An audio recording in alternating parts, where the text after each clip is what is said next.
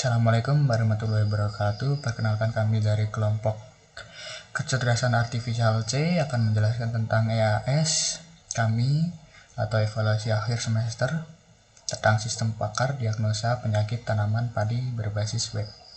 Sebelum itu, perkenalkan kelompok kami yang beranggotakan. Yang pertama ada Dika Prayu Pratama dengan NBI 14621000152. Yang kedua ada Mohindra Atmaja dengan NBI 14621000176. Dan yang terakhir ada Naufal Faras Wahyu Tito dengan NBI 14621000204. Dalam presentasi kali ini kami akan menjelaskan tentang yang pertama, poin pertama ialah sistem keseluruhan sesuai dalam laporan, dan yang kedua adalah rule-rule yang digunakan dan implementasinya, dan yang ketiga demonstrasi proses inferensi untuk mendapatkan konklusi. Baik, langsung kita mulai saja untuk menjelaskan. Di sini ada deskripsi sistem. Jenis kelas yang menjadi sistem pakar farmer, sistem yang akan mengidentifikasi tentang penyakit tanaman padi dan akan mendiagnosa penyakitnya. Sistem akan mengidentifikasi penyakit antara lain tungro, kardil, dan penyakit yang tidak terdefinisikan. Di sini ada grep N dan OR. Grep N OR. Di sini ada penyakit tungro, dan di sini merupakan gejala-gejalanya yaitu tanaman kerdil dan anakan berkurang dan daun menguning. Di sini ada garis sini yang berarti dan ini ada grep and or. Yang di sini ada lanjutannya untuk ke level 2-nya yaitu daun tua berbintik dan daun muda montle. Dan yang selanjutnya di sini ada penyakit kerdil. Yang pertama memiliki gejala tanaman kerdil dan anakan tegak dan anakan bertambah dan daun pendek. Dan di sini juga ada bercak menyerang daun, yang ada lagi levelnya yaitu bawahnya bercak coklat dan daun pucat di dalam bercak menyerang daun ini. Lalu di sini akan menjelaskan tentang rules. Y sama dengan yes, N sama dengan no, T sama dengan true, F sama dengan false. If tanaman padi bercak coklat dan diisi Y, lalu akan muncul lagi pertanyaan anakan bertambah, lalu kita isi lagi di sini, kita isi Y yang sama dengan yes ini. Lalu di sini ada tanaman padi daun pucat, lalu kita isi lagi yes, maka akan muncul lagi pertanyaan anakan tegak, kita isi lagi yes, lalu muncul lagi anakan berkurang dan kita isi no. Dan atau akan muncul tanaman padi mengalami penyakit kerdil sesuai dengan atau muncul hasil T ya berarti true. Muncul penyakit kerdil sesuai dengan yang ada di sini. Sesuai dalam grep di NOR.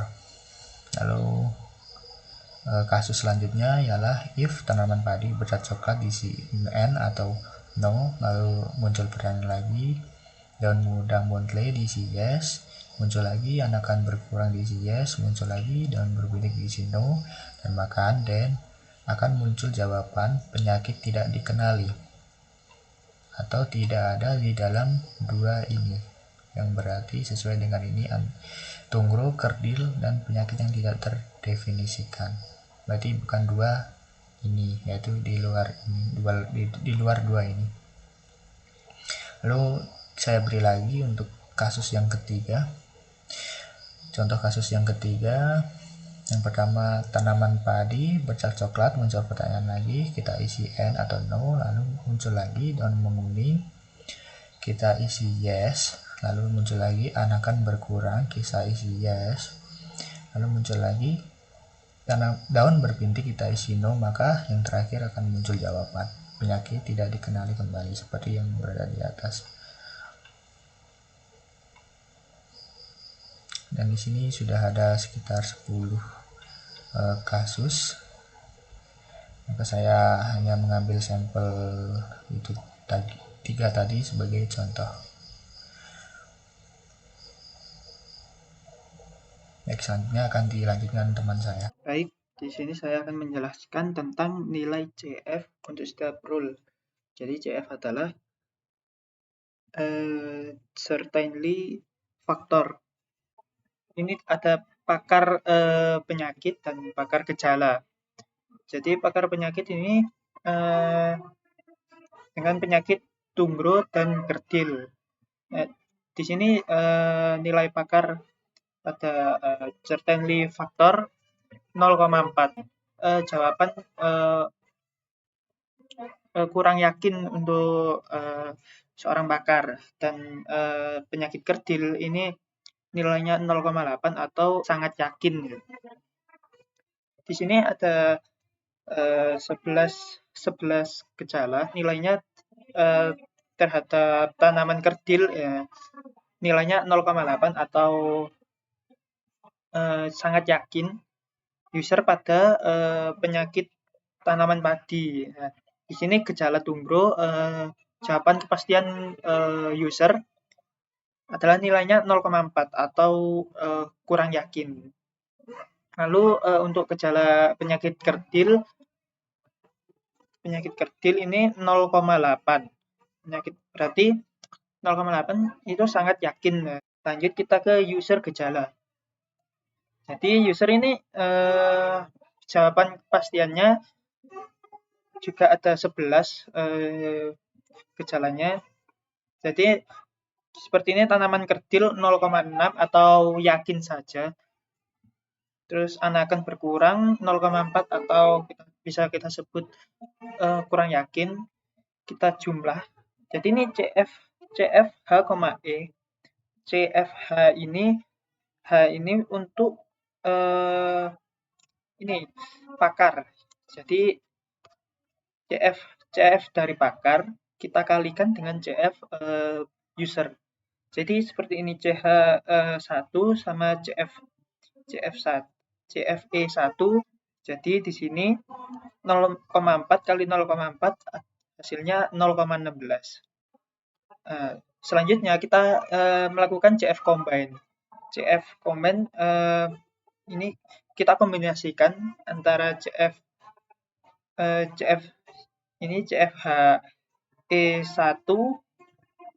ditambah CFHE2 lalu dikali dalam kurung 1 min CFHE1.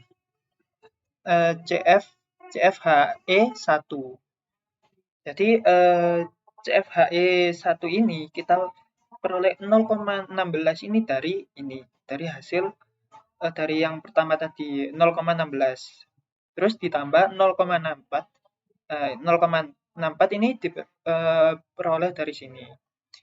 Lalu kita kalikan 1 min 0,16. Kita balik lagi 0,16. Kita dapatkan dari ini penyakit yang ini, yang pertama 0,16. Jadi kita langsung kita jumlahkan 0,16 tambah 0,64 hasilnya 0,8 dikali 1 min 0,16 hasilnya 0,84 dan hasilnya 0,672. Lalu kita CF persentase. Jadi CF persentase sama dengan CF combine kali 100%. CF combine ini adalah 0,672. 0,672 dikali 100% hasilnya 67,2%. Lalu kita lanjut ke kasus gejala. Jadi sama saja dengan yang rumus yang tadi. Cuman ini kita gejalanya ada 11. Jadi kita tulis sebanyak 11 kali. Seperti ini. Di sini CFH1 kali CFE1, jadi 0,8 kali 0,6. Ini 0,8 kita peroleh dari pakar dari gejala ini, ya CF-nya 0,8. Lalu kita beralih ke user. User di gejalanya ini yang CFE atau milik user hasilnya 0,6. Jadi 0,8 kali 0,6 hasilnya 0,48. Lalu kita lanjut ke combine. CF combine CFHE1 tambah 2 kali min 1 kali 1 min CFHE1. Jadi CFHE1 tambah CFHE2 ini 0,48 tambah 0,16 ini dari mana? Kita kembali lagi dari kasus gejala. 0,48 ini untuk CFHE1. Nah, CFHE1 ini, CFHE2 0,16. Jadi di sini CFHE2 ini 0,16.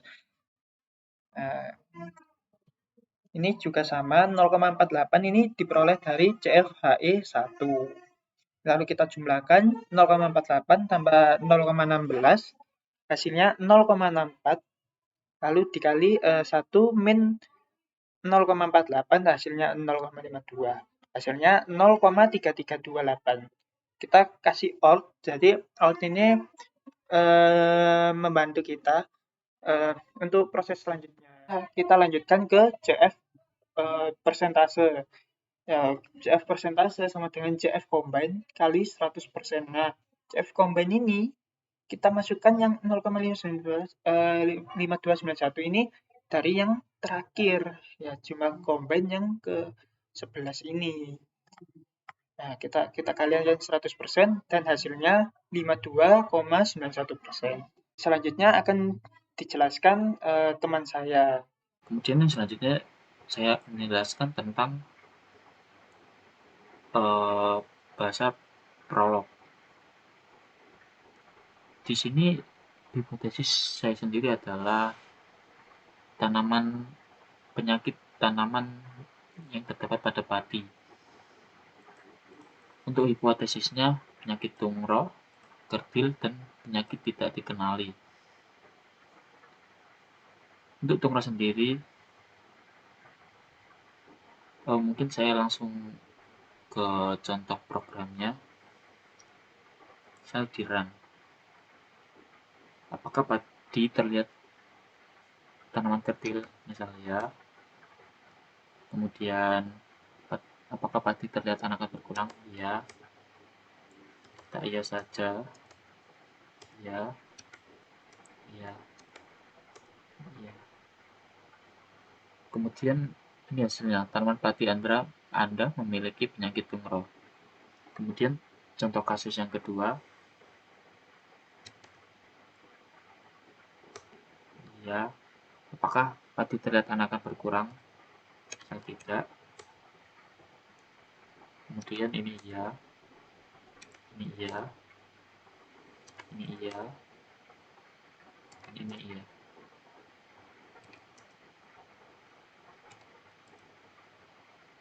Maka hasilnya adalah tanpa diandra Anda terdeteksi memiliki penyakit kerdil. Dan kita coba lagi.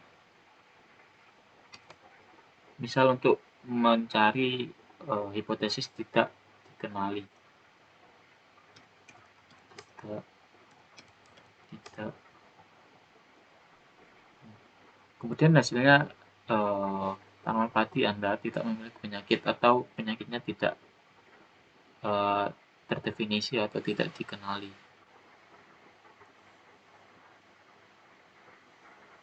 Sistem pakar untuk mendiagnosa jenis penyakit tanaman padi dapat membantu petani mendiagnosa jenis penyakit dan memberikan pengetahuan tentang jenis penyakit tersebut.